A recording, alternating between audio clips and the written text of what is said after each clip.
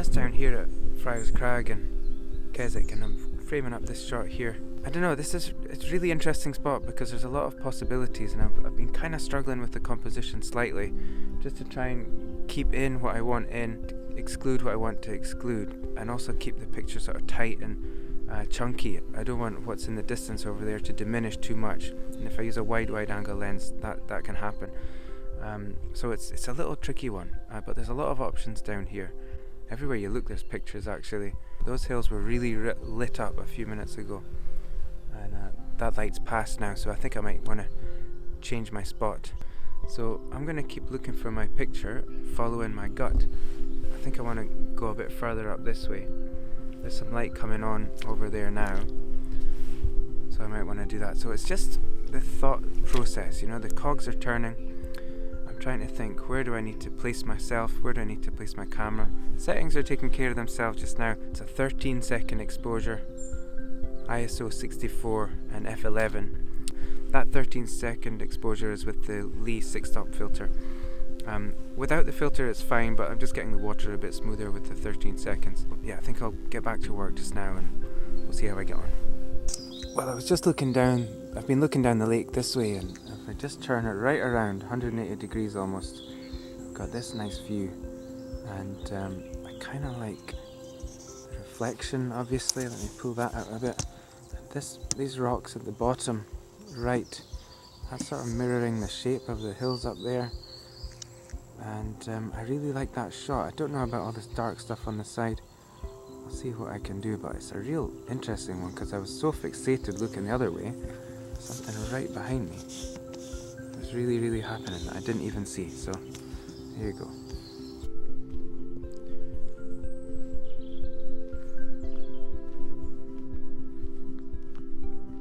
Here we are, Friar's Crag in Keswick. Isn't this incredible? Look at that.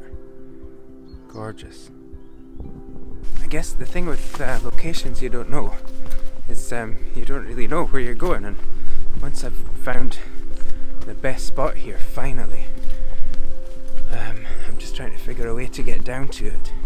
So I'm kind of running about a bit, which is not that relaxing. With the way the light is now, everything I look at is a picture, and again it's just sifting through that mentally and trying to quickly come up with the one that's the right one for you. I suppose you can always come back, but this place is about 6 hours from where I stay, so I won't be back very soon, and if I do, it'll take me about 6 hours to get here, so I'm going to try and make the most of the time that I've got, and try and bag a couple more pictures if I can before I have to go home.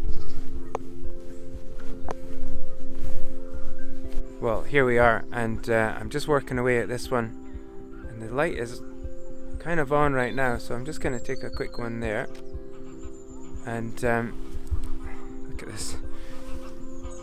So this is an incredible spot, and this, you know, it's a cliche kind of shot, everybody's done it, so it makes you a bit reluctant, but when you get here, step into this spot here, look at it, and you can't help yourself. It's incredible. So there's nothing wrong with getting these so-called honeypot locations because they're popular for a reason, and a day like today it's absolutely stunning, beautiful to be here. Look at that. Yeah, got the camera in hand here, which is how I like to frame things up, and I'm just trying some different positions, and you can see it's a totally different shot depending where you go, and so it's a matter of figuring out what you gain and what you lose.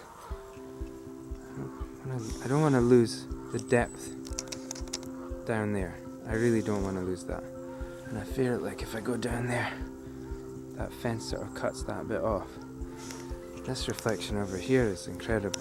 Again, going low kind of nullifies that, and I feel if I go too far close to this fence, you might be tempted to get the fence coming right into this shot. That's going to cut right through that reflection as well, so maybe we're better being a bit further back and maybe a bit higher up. These are the things I think about. Wouldn't be bad if there was a bit of something in there, a rock or something, just to break up that big area. But I'm working away at it.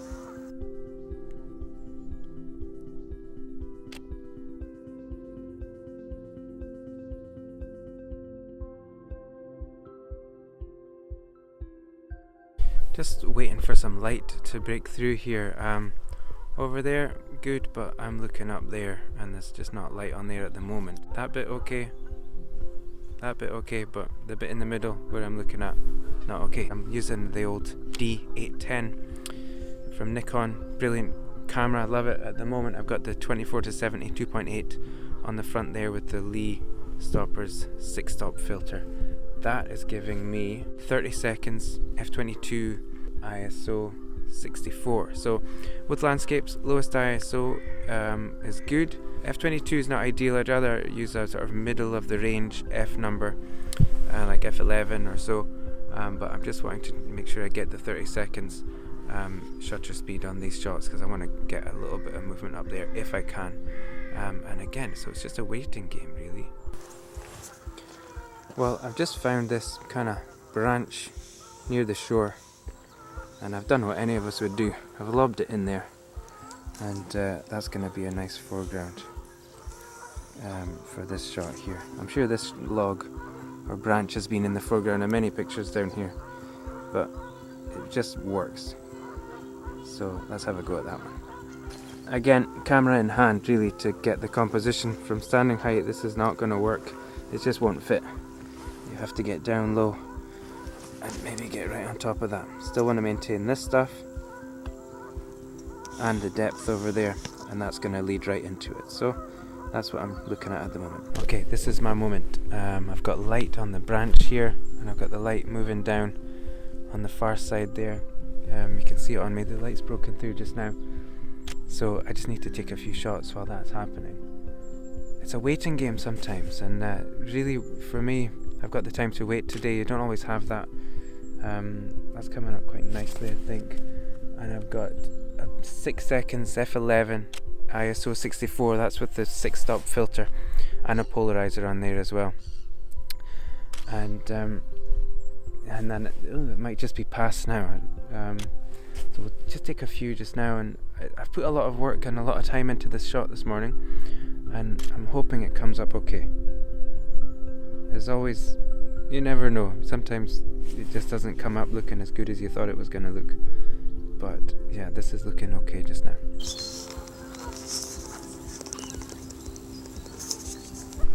What a great morning. I've just had the best time hanging out here. Had a couple of chats with a couple of local people, and in this wonderful place. Look at it. As much as it's perfect location, perfect conditions, this was a tricky morning, and I think the reason for that is I was a bit spoiled for choice, because everywhere you look around here there are pictures everywhere. Look at that, 360 degrees pictures. So the tricky thing is you've got to make some decisions. You've got to choose what to shoot, what not to shoot, what to include in your shot and what not to include. And sometimes you want to get everything in there, just naturally you want to get it all, but you can't fit it all in sometimes, you know. And so it's better to, well, you have to make some choices. So I think I spent most of my time this morning scratching my head really. You know, the technique for landscape photography I think is quite straightforward. You're going to have low ISO, narrowish aperture, and the shutter speed can land where it wants, just where it lands. You can maneuver that shutter speed using filters and by using your ISO. That kind of technique is straightforward, as I said, but the composition, the light, we had to wait for light quite a bit. That can be really tricky, and so that's when you really get down to work, I think, as a landscape photographer.